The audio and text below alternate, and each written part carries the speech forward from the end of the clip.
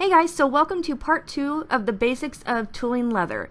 So first off, I'm going to go ahead and tell you guys, or show you guys how to use the jeweler's rouge. So what I'm doing, I'm taking a scrap piece of leather here on the rough outside. I am rubbing the jeweler's rouge on it back and forth and getting a good layer of it on there. Then next what I'm going to do is I'm going to go ahead and take my swivel knife, and I'm going to be sure and hold it at the correct angle so the blade will not get unaligned. It'll basically stay the same shape. And what I'm going to do is I'm going to pull it back really fast around 20 times, and that is called stropping your blade. And what it's going to do is it's going to leave some residue from the blade, this gray stuff that you see right there, and that means that it is sharpening the blade and it is working off that extra stuff there and making sure that our edge will be nice and sharp so we can tool good. Then I'm going to go ahead and flip it over, and I'm going to do the same thing to the other side 20 times, pulling it back, keeping it at the same angle, and stropping it so we have even sharpness on both sides. So I'm going to show you guys tooling on this cheek piece that I cut out. So what I've done is I've already cased the leather, or I've gotten it wet, and I'm going to wait for it to dry or basically return back to its normal color. I mean, it's not going to be dry all the way, but you want it to return back to the normal color. Then what I'm going to do is, since I'm going to decorate it, I'm going to put a feather on it, and I already went over this in my how to make a noseband tutorial. If you guys want to check those out, it's a 3-part series that I have on my channel. Then what I'm going to do is I'm going to go ahead and get my swivel knife ready. I'm going to make sure that it's adjusted for my little hand. And then what you're going to do is you're going to place your middle finger in the saddle part right there, and your first and third finger are going to control the knife. Okay, I'm going to show you guys how to properly hold the swivel knife. So basically what you're going to want to do is you're going to want to hold it upright, not to the left, not to the right. You want to keep it upright and straight, and then you're going to rock it forward on the front of the blade, not the back. And you want to be sure that it is rocked forward on the front of the blade, because trust me, when I started out, I thought you used the entire blade to cut the lines. But no, you use the front half only. And now I have completed the feather. I didn't show you guys, and I should have, but basically when you're pulling it down through the leather, you want to keep good, consistent, even pressure. So now I'm going to show you my favorite beveler right now that I use. It is from the Craft Tool Pro line from Tandy.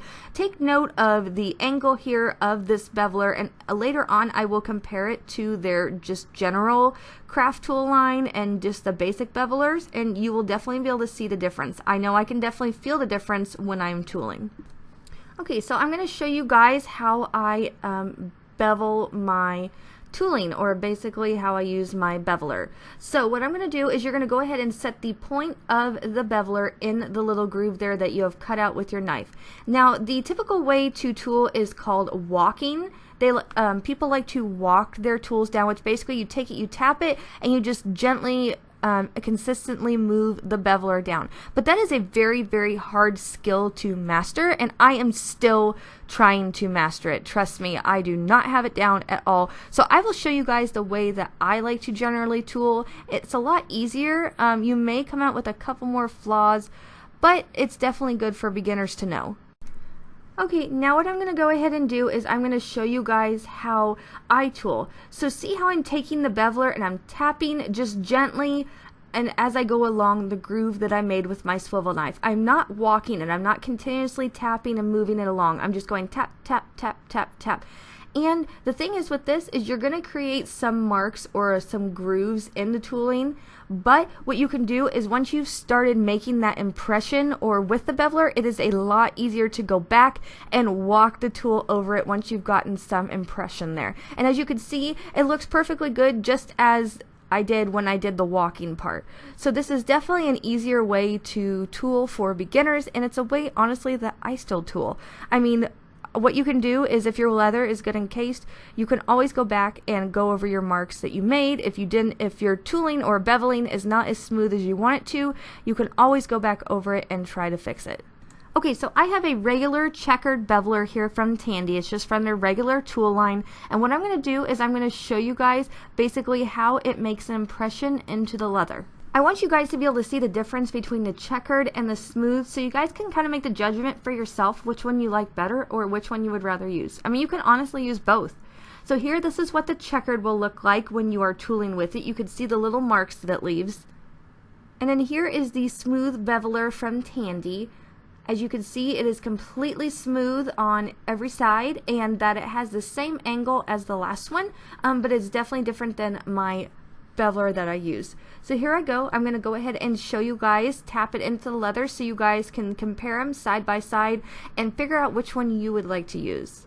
Okay, and as you guys can see here, on the left is the beveler I like to use from Tandy from the Pro Tool line, and then on the right is the regular one. You can see the angles are a little bit different, and the one I like to use on the left, it has a little bit of a lip that will help you keep your tool in the little groove that you make by your swivel knife.